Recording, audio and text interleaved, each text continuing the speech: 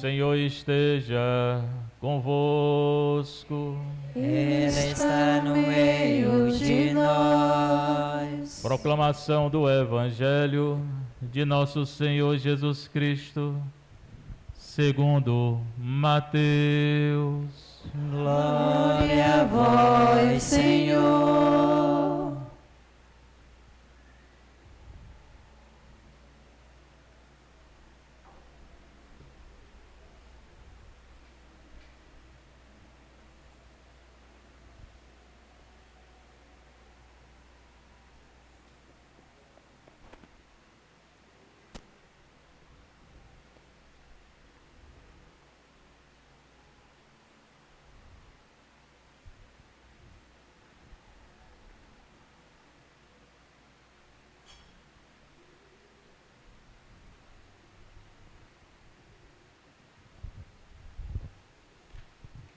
Naquele tempo, Jesus disse ao sumo sacerdote e aos anciãos do povo: escutai esta outra parábola.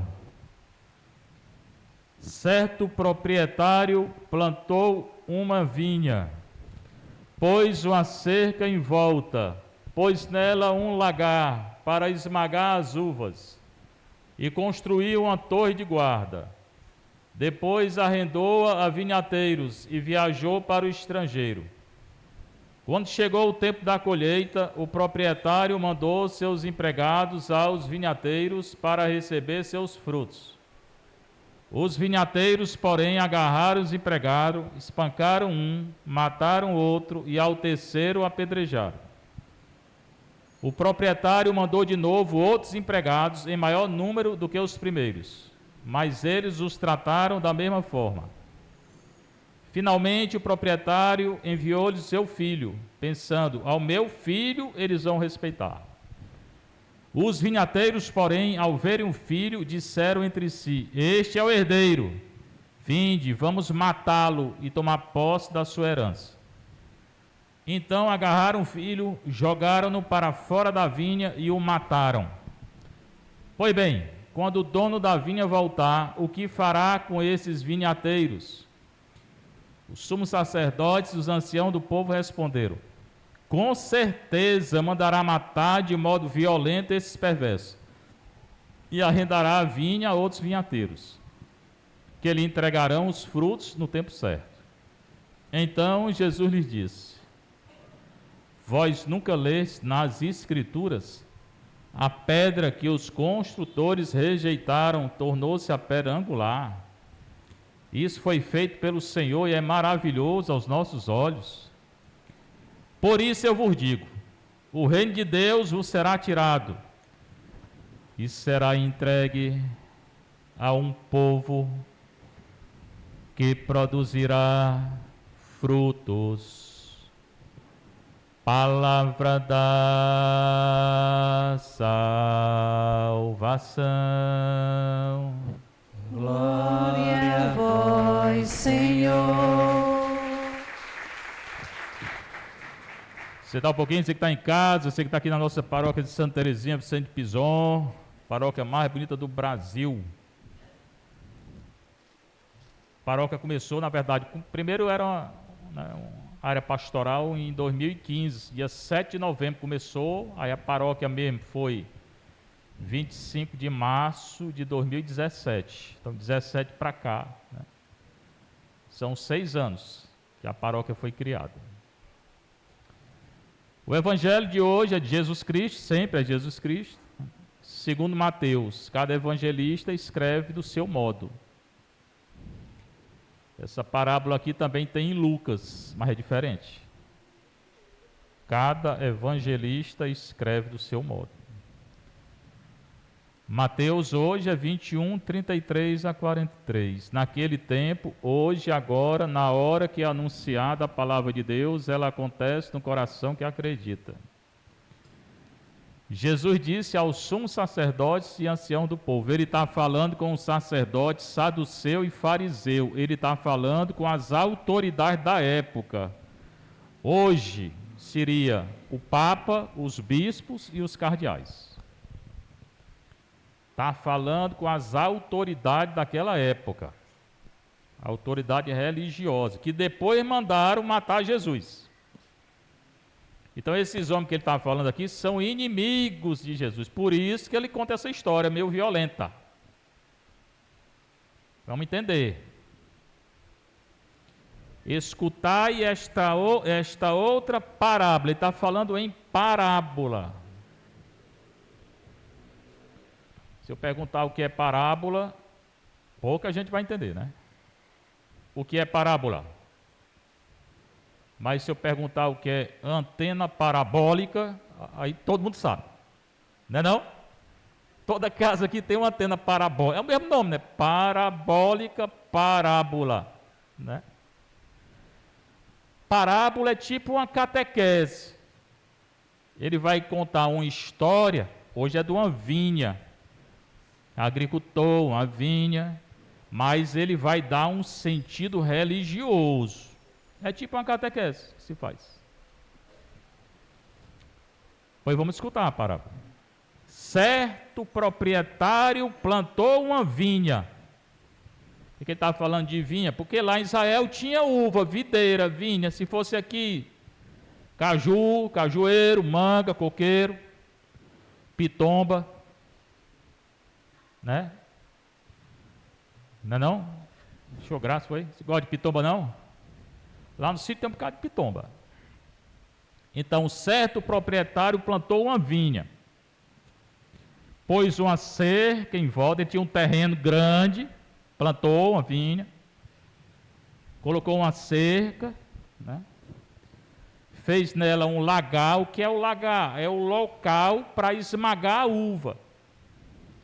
Se vocês souberem como é que se faz vinho, pelo menos fazia, né? Hoje eu acho que não é mais assim, não. Se pegava assim, colhia as uvas, né? Botava dentro de um tonel bem grande, aí ficava pisando nas uvas.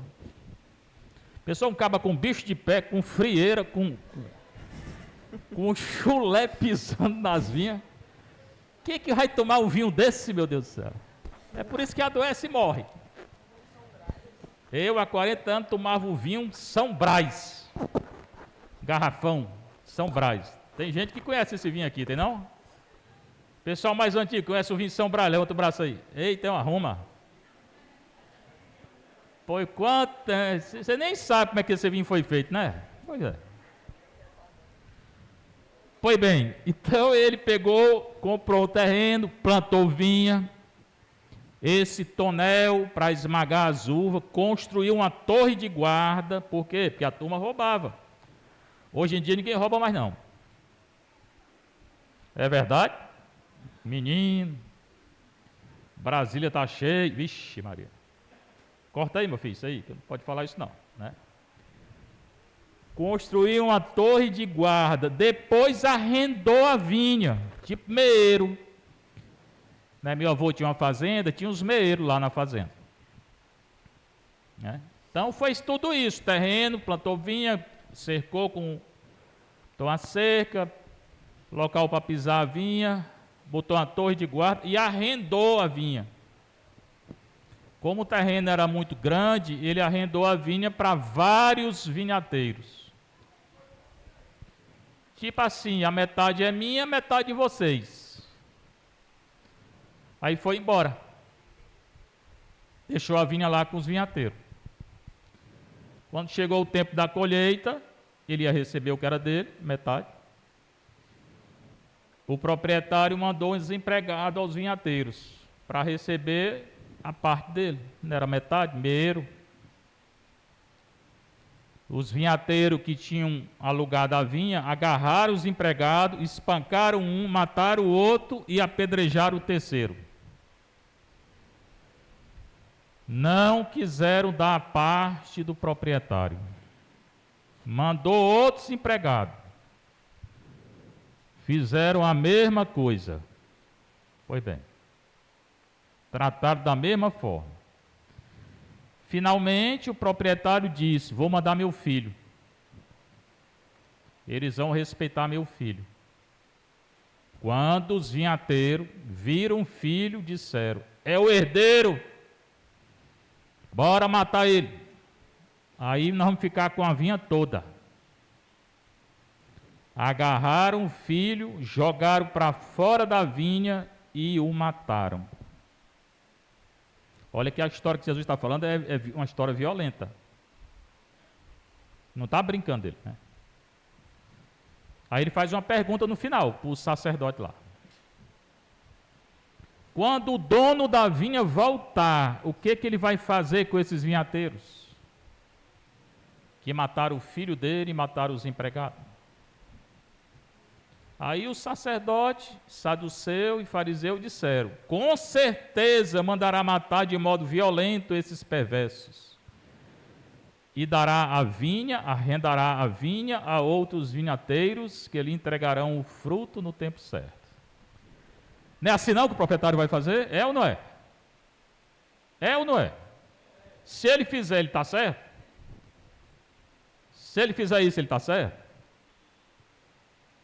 Eu não digo matar de modo violento, mas ele tem que agir, tem que fazer alguma coisa, ou não tem? Tem. Você vai deixar se a vinha fosse sua?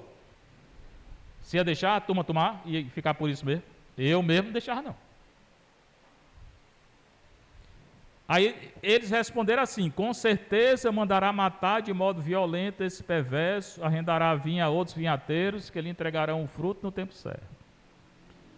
Pois bem, meus irmãos, eu falei que era uma parábola. A parábola tem uma linguagem metafórica. Ela não é para ser entendida ao pé da letra. Ele está querendo dar outro sentido no que ele falou. Qual foi o sentido que ele quis dar aqui, Jesus? Quem é o dono da vinha? Deus. Quem é o filho dele? Quem foi que matou os empregados? O sacerdote e os fariseus e os saduceus mataram os profetas, mataram João Batista. Quem é que vai matar o Filho de Deus? Fariseu e saduceu. Então o Senhor está dizendo: vocês aí, fariseu e saduceu, vocês vão matar, vocês mataram os profetas. A vinha é do meu pai, vocês são assassinos, vocês vão pagar. Porque nosso Senhor está dizendo é isso.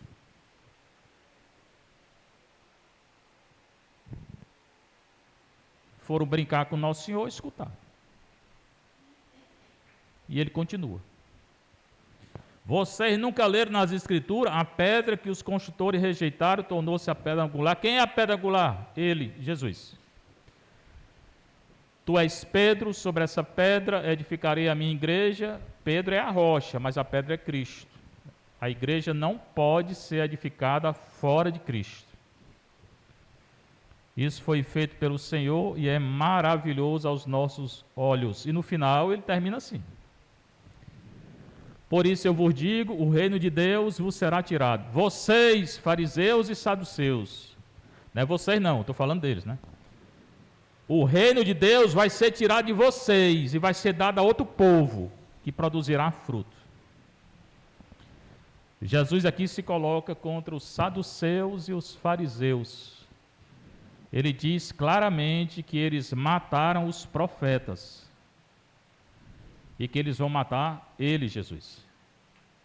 E Jesus está dizendo: eu vou tirar o reino de Deus de vocês e vou dar para outro povo. E ele fez isso, ele criou a Igreja Católica. Nós estamos em Mateus 21. Mateus 28, ele vai morrer pelas mãos desses homens aqui. Esse aqui que ele está dizendo isso, mataram Jesus. Então essa parábola, ela aconteceu com ele. Essa parábola fala dele e daquelas autoridades daquela época que matavam os profetas e que mataram Jesus. É esse o sentido da parábola. Eu não sei se entenderam. Entenderam? Entenderam ou não? Esse sim foi meio michuruca. Mas é isso, ele está anunciando a morte dele, pelas mãos desses homens aqui. Pois bem, essa palavra de hoje serve para a igreja hoje. Hoje serve para a igreja. Porque tem gente na igreja querendo mudar o que não pode mudar. Então, estou aproveitando o evangelho para dizer para esses homens de igreja: vocês só podem mudar o que é de acordo com a palavra de Deus. O que não for, você não pode mudar, não. Está tendo uma reunião lá no Vaticano agora, o mês de outubro todinho. Estão questionando o negócio de padre se casar, de mulher ser padre, de bênção para pessoa do mesmo sexo. Pode não, nada disso pode. Do jeito que Jesus falou para as autoridades da época, eu estou falando também para vocês que não pode. Então é uma palavra muito importante para hoje. E serve também para todos os governantes, né, que criam leis contra a lei de Nosso Senhor. Porque Jesus ele se colocou contra as autoridades que faziam coisa errada. Jesus não ficou calado. Nesses dias nós assistimos no país o Supremo Tribunal Federal do Brasil querendo aprovar o aborto. Graças a Deus que a ministra é botada para fora. E o atual parece que não vai mais votar. Parece, embora é difícil acreditar, né? Mas a população católica se revoltou e tem que se revoltar mesmo. Porque quem paga esses ministros somos nós, sou eu e você. Eles estão lá com dinheiro de imposto nosso. Se você não pensa que você não paga imposto, todo dia você paga imposto. Uma caixinha de fósforo, você paga imposto. Uma Coca-Cola, você paga imposto. Tudo que você compra, você paga imposto. O seu carro, você paga imposto. A sua moto, você paga imposto. Tudo. Gasolina, você paga imposto. E é com esse dinheiro que esses homens, eles recebem esse dinheiro que nós pagamos. Para criar aborto, eu não estou pagando vocês para criar a lei a favor do aborto, não. Então, vamos dizer que nós não aceitamos, como Jesus se colocou aqui contra essas autoridades. Nós também nos colocamos contra essas autoridades. O governo tem 3 coisas que ele... Em janeiro ele já aprovou uma parte do negócio de aborto. Depois veio que o negócio de aprovar a legalização de maconha e fez um convênio do SUS com o candomblé. É o governo do aborto, da maconha e do candomblé. Não precisa mais ir para a terreira de macumba, não. Vai para o SUS. É só ir para o SUS que tem um convênio lá com o candomblé. É o absurdo que nós chegamos. Quinta-feira tem essa manifestação na Praça Portugal contra o aborto. Eu vou estar lá. É bom ir. Pois bem, na primeira leitura é do Isaías, o profeta Isaías. Ele também fala de uma vinha. Então, provavelmente, Jesus estava se lembrando desse profeta, dessa leitura do profeta, quando ele falou da vinha. E também ele faz uma denúncia. Lá no final, depois dele falar sempre da vinha, ele diz assim: a vinha do Senhor dos Exércitos é a casa de Israel. Aqui é o Antigo Testamento. E o povo de Judá, que está em guerra aí, né? Começou a guerra ontem. Sua dileta plantação. Olha o que Deus vai dizer para eles. Eu esperava deles frutos de justiça, e eis a injustiça. Esperava obras de bondade, e eis a iniquidade, o pecado. Deus escolheu Israel, Abraão, Isaque, Jacó, Moisés, deu a terra para eles. Esperava que eles vivessem na justiça, eles viveram na injustiça. Esperava que eles vivessem na caridade e eles viveram no pecado. Serve para nós também hoje. O que Deus quer de nós é obra de justiça e bondade. Não é pecado. E mais, o profeta vai dizer para esse povo: vocês vão para o exílio pelos que vocês fizeram, por aquilo que vocês fizeram. E eles foram para o exílio. O pecado, ele traz isso, ele traz consequência. Mas só tem pecado? Tem não. Se você pedir perdão, você está salvo. Mas tem que pedir perdão. Se esse povo aqui pedisse perdão, se convertesse, não ia para o exílio não. Mas não pediram. Então a mesma coisa, as pessoas que praticam aborto, se deixar o aborto, vai ser salvo. Tudo que fez de errado no passado, se a pessoa se arrepender mesmo, vai para o céu. Vai pagar a penitência, mas vai para o céu. Se não se arrepender, não vai não. O problema é de quem não se arrepende. E da carta aos Filipenses, né? Paulo fala assim, ó. Irmãos e irmãs, não vos inquieteis com coisa alguma. Eu não tenho que estar preocupado com nada. Apresentai as vossas necessidades a Deus. Tudo que você está sentindo alguma coisa, diga a Deus. Alguma preocupação, algum problema, algum isso, algum aquilo, fale com Deus. Quem está dizendo? Em orações e súplicas, nós estamos na missa para rezar, acompanhada de ação de graça. A oração mais importante é agradecer, e às vezes a gente pede muito. A gente deve agradecer primeiro. Deus gosta quando a gente agradece aí, não é só quando pede não. E a paz de Deus, que ultrapassa todo entendimento, guardará os vossos corações. Então, se eu rezar, se eu orar, se eu suplicar, se eu agradecer, eu vou sentir a paz. E se eu não fizer? Não vou, está claro. A paz de Deus, que ultrapassa todo entendimento, guardará os vossos corações. Vai me guardar e guardar o meu coração, minha intenção, tudo. E pensamento em Cristo Jesus. Porque a gente é tentado até por pensamento.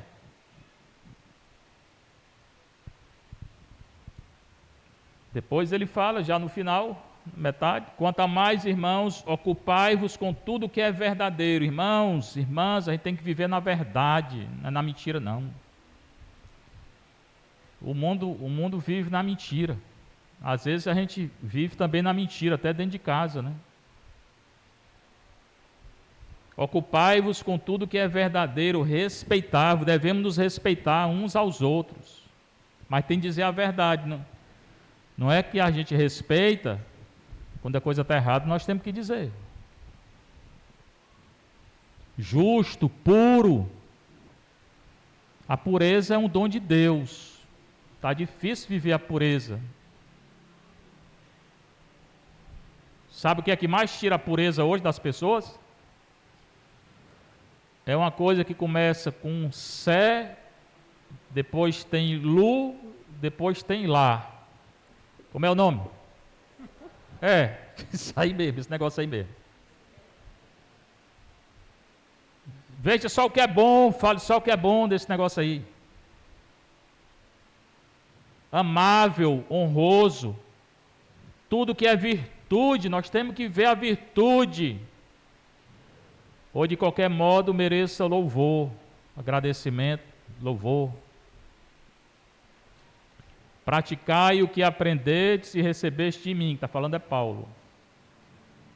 Ou o que de mim vistes e ouvistes. Então vamos ler as cartas de Paulo, vamos ler a palavra de Deus, vamos ler os evangelhos, mas é ler mesmo, é ler uma vez, duas, três. Chega hoje em casa, vá ler com seu marido, você que é casado. Aí domingo vão ler o evangelho. Né? Assim, ele conclui, o Deus da paz estará convosco. O que a gente mais precisa hoje é de paz. Não essa paz fictícia do mundo. O mundo não tem paz. Eles às vezes não estão em guerra, agora estão já. Começou a guerra ontem. Espero que não se alastre. Mas ali mexeu com Israel, aquilo não termina bem. Tive 3 vezes lá. Fiquei 1 mês lá, a última vez fiquei 1 mês, estudando. Na semana que eu estava viajando, estouraram uma bomba. Mas aqui é mais violento do que lá. Lá tem essa história de bomba. Aqui, qualquer sinal aí, por R$1 a turma mata. Isso lá não tem. Mas, então, o mundo não tem paz, mas nós podemos ter paz. Como? oração, confissão, adoração, missa, caridade, jejum. Se você fizer isso, você vai ter paz. Se você viver na graça de Deus, você vai ter paz. Né? Então, a nossa proteção mesmo, a nossa segurança é Deus. A gente vive num mundo que nós não temos segurança. E na nossa igreja nós temos adoração o dia todo, 9 da manhã, 9 da noite. É só entrar na igreja. Fica aberto. É só vir confessar. Para poder comungar.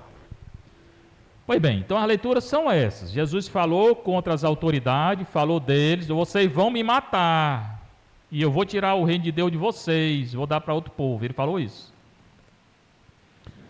Estou falando a mesma coisa para as autoridades de hoje. Não mude nada da palavra de Deus, não.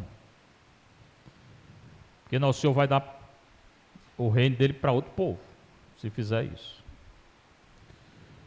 E o Isaías, da primeira leitura, que preveniu o povo, mas o povo quis pecar. E o Paulo, que fala da paz. Essa paz a gente consegue. Seja louvado nosso Senhor Jesus Cristo.